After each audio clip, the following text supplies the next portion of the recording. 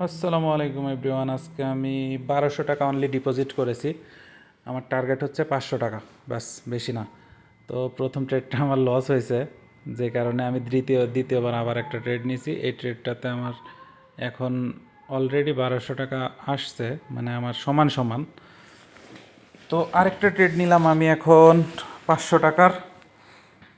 দেখা যাক কী হয়, ইনশাল্লাহ প্রফিট হয়ে যাবে। আর এটা প্রফিট হয়ে গেলে আমি বের হয়ে যাব, টার্গেট হিট মানে আমি বের হয়ে যাব, ঠিক আছে? অতিরিক্ত ট্রেড করলে বিপজ্জনক।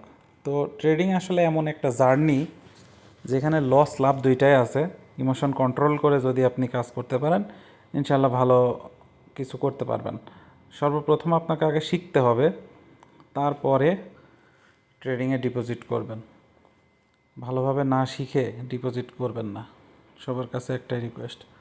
দেখতে পাচ্ছেন এখানে অনেক টাকা আছে, কিন্তু ভালোভাবে শিখে যদি আপনি ডিপোজিট করেন ইনকাম করতে পারবেন।